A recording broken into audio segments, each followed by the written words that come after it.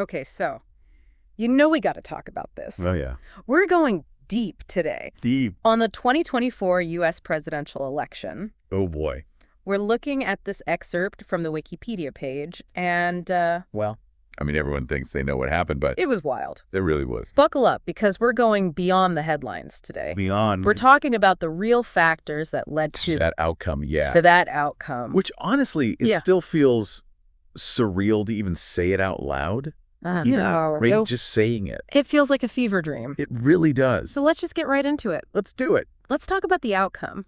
All right. It was not what anyone expected. Not what anyone expected. You know. So we start with a sitting president dropping out of the race. Joe Biden Joe Biden. withdrawing in July 2024. July 2024. Can you imagine? It's unheard of. Unheard of since Lyndon B. Johnson. It was a huge deal. It was. And the reason Still age. age and health. Yeah, there were concerns circulating for months. And those concerns were they were serious enough serious enough. that it caused this massive political earthquake. So then what happens? Kamala Harris steps up, Of course, the VP. right, becomes the Democratic nominee. And her running mate, Tim Walz. the governor of Minnesota. Yep. Okay, so that's the Democrats. And on the other side, This is where it gets crazy. yeah, we had a figure A figure who, well, everyone knows. who needs no introduction. Exactly. Donald Trump. Donald Trump secured the Republican nomination. And this is after. This is after multiple felony convictions and indictments. It's unbelievable. It really is a story for the history books. So he managed to recapture the presidency Despite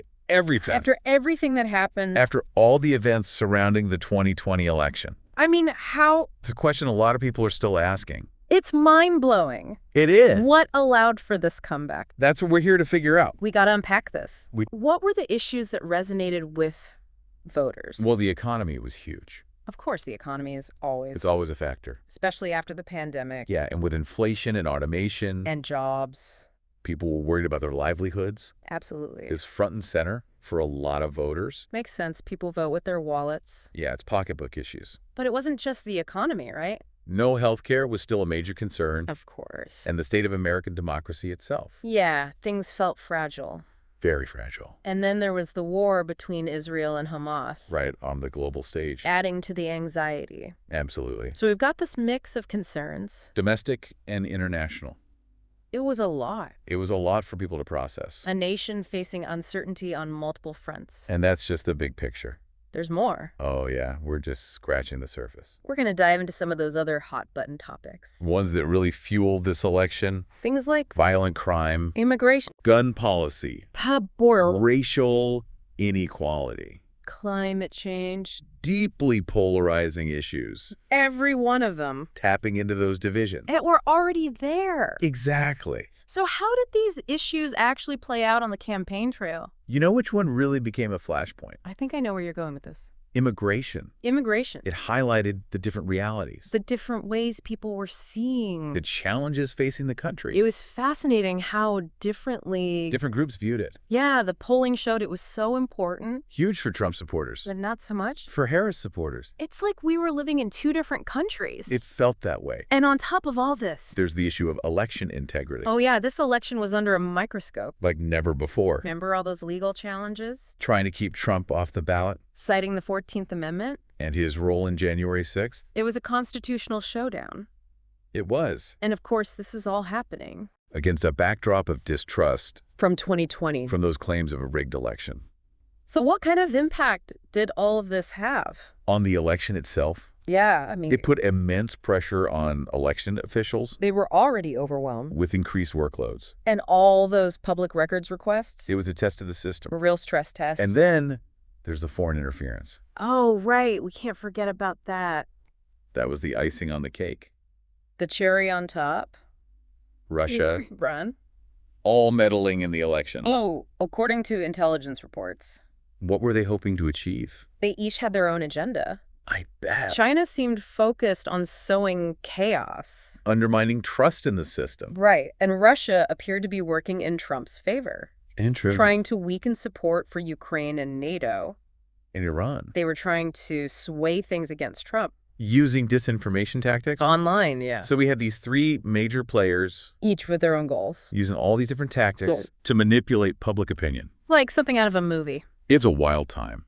So let's shift gears a bit. Back to the candidates. Specifically Trump. His path to victory was Unconventional, to say the least. unprecedented, really. He faced more legal battles than any other president. Became the first sitting U.S. president convicted of a crime. We're talking falsifying business records, Hush money payments. even attempts to overturn the 2020 election, That was constant. and on top of the legal challenges He had to deal with 2 assassination attempts. in the months leading up to the election. Talk about treasure. It sounds like a political thriller. It does. So how did they even run their campaigns with all this going on? That's a great question. What were their messages? How do they try to connect with voters? That's what we'll dig into next.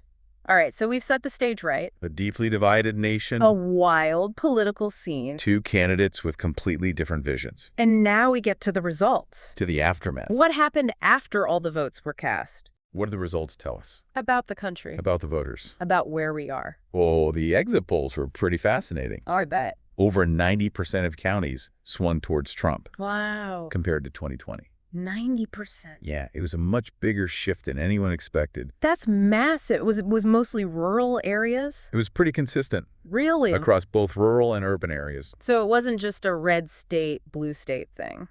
Not really. It seems like there was a broader sentiment shift. Interesting. So a shift across the board. More or less. But were there any exceptions?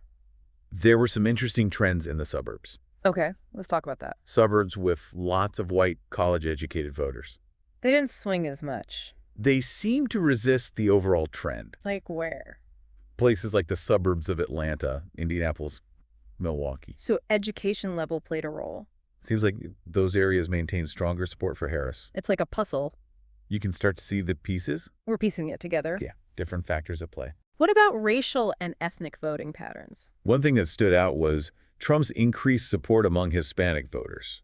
That's surprising given his stance on immigration. It is.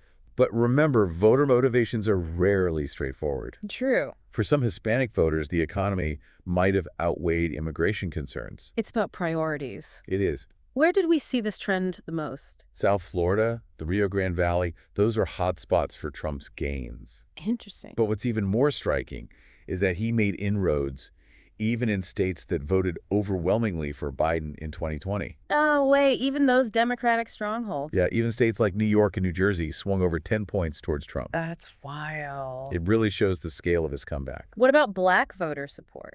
There was that speculation that he might increase his share. Especially among black men. Right, but the exit polls showed only a slight increase. So not the dramatic shift some predicted? No, it went from 12% to 13%. Okay, still an increase, but not huge. Right, and his gains are mostly among black men. Makes sense. He actually lost ground among black women. Only 7% of their vote. It highlights the gender dynamics within different racial groups. It's Voter preferences are never simple. This election was about so much more than just 2 candidates. It was a reflection of the country. Of all those diverse and conflicting values. Yeah, absolutely. And those divisions didn't just disappear after the election. Right. The results came in, but that wasn't the end of the story. Let's talk about the aftermath How did people react? to such a polarizing outcome. Well, the reactions were pretty predictable. Democrats were grappling with the loss, And Republicans were celebrating. the return to power, You can imagine the conversations happening within each party. lots of soul searching. What were they saying? Well, among the Democrats, there was a lot of disagreement. About what went wrong. Yeah, what led to Harris's defeat? I bet some fingers were pointed. Some people, like Bernie Sanders, argued that the party had abandoned working-class people. That's a familiar critique. He blamed big money and well-paid consultants. He said they focused on issues that didn't resonate with working-class voters. So a disconnect with the base. And he also pointed to the billions in military aid sent to Israel. What was his point there? He suggested those resources could have been used to address domestic needs. So a critique of both economic and foreign policy priorities. Exactly. What did other Democrats have to say about that? Nancy Pelosi disagreed with the idea that they'd abandoned the working class. She had a different take. She attributed the loss to things like Biden's late withdrawal. And the lack of an open primary. More procedural explanations? Not a fundamental critique of the platform. It's worth noting that the New York Times reported that Pelosi also believed cultural issues played a role In the party's declining support. among working-class voters. So no easy answer. No clear consensus. What about the Republicans? How did they react? To their victory. George W. Bush, who hadn't endorsed either candidate, congratulated Trump. Okay.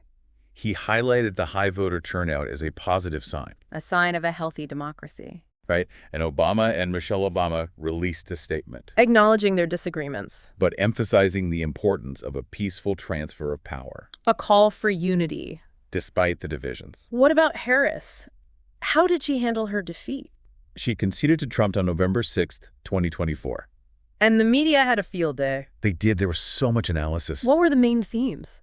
The economy was a major focus. Not surprising. Outlets like The Independent and NPR argued that voter dissatisfaction with the economy was a key driver. Of Trump's victory. Exactly. Okay. Economic anxieties are powerful. Especially when people are feeling insecure. There was also a lot of discussion about demographic shifts The increasing proportion of white voters. and how that influenced the results. And of course, Trump's ability to connect with certain segments of the electorate. People who felt ignored by the establishment. Outlets like NBC highlighted his appeal to non-college educated voters Middle-income voters, and his gains among Latinos. particularly Latino men. It all comes back to those same themes. Economic anxiety, cultural shifts, and a candidate who tapped into those feelings.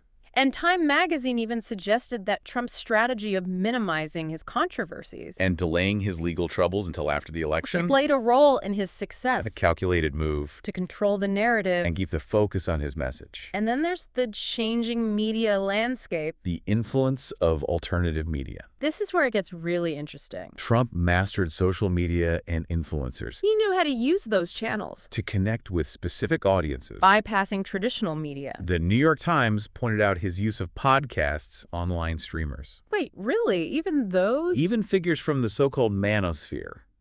What? The manosphere. It's a loose online community of male commentators. Okay. They tend to be critical of feminism and traditional gender roles. Interesting. They have a big following among certain groups of men, And Trump tapped into that. in a way that traditional media couldn't. It was a smart strategy. It definitely paid off. But beyond the political fallout, There were other consequences, less obvious ones. like the surge in anxiety and fear among certain communities, Like who? LGBTQ plus individuals and groups. That's heartbreaking. Crisis service hotlines saw spiking calls. During the election week, It showed how vulnerable people were feeling, it's a reminder that elections have real consequences. beyond just politics, They impact people's lives. their sense of safety. The 2024 election wasn't just a political event It was a cultural earthquake. with aftershocks that we're still feeling. We've covered the shock, the demographics, the reactions, and the media analysis. But what does it all mean? What are the lasting implications of Trump's return to power? That's what we'll explore in part 3 of this deep dive.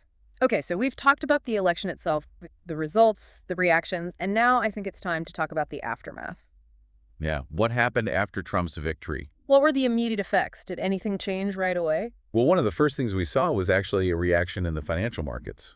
Oh, interesting. How did Wall Street respond to a second Trump presidency? They responded pretty favorably, actually. Really? The Dow surged, the S&P climbed, NASDAQ went up. It was a pretty bullish response. Huh. That's surprising given all the uncertainty surrounding Trump. It is, but some analysts were pointing to his history of pro-business policies. And the potential for deregulation, Right, and there was also talk of increased infrastructure spending. which could boost the economy. Exactly. So it seems like investors were betting on Trump to stimulate growth. Even if his methods were a little unorthodox, You could say that. were there any specific sectors that saw big gains? Tech was a big winner. Makes sense. Tesla's stock price went through the roof. Not surprising considering Elon Musk's support for Trump. Right, some investors were definitely hoping for a Trump-fueled tech boom. So Wall Street was optimistic, but what about the rest of the country? Well, Trump came into office facing a lot of legal challenges Yeah, those never really went away. and with a deep partisan divisions in Congress. It was gridlock. It made it really hard for him to make any big policy changes. So he had power, but he was also limited. It was a delicate balance. Did his victory make the political climate even worse? It did seem to deepen those existing divisions. It's like the country was split in two. There was a surge in online hate speech harassment targeting minority groups. That's awful. It was really concerning. Were there any specific incidents that stood out? There were reports of voter intimidation at some polling stations. Can you believe that? Even a few arson attacks on ballot drop boxes. Wow, it sounds like things were getting out of control. These were isolated incidents, but they reflected the tension. The unease. It was a far cry from a peaceful transfer of power. scary to think about. So yeah, within the U.S., the situation was pretty tense. What about the rest of the world? How did other countries react to Trump's return? It was a mixed bag. Some of America's allies were worried. About his unpredictability. Yeah, and his America First approach. Right. But some were cautiously optimistic, hoping for a more deal-oriented approach. So a mix of anxiety and hope. You could say that. Is it even possible to say how his victory affected U.S. foreign policy?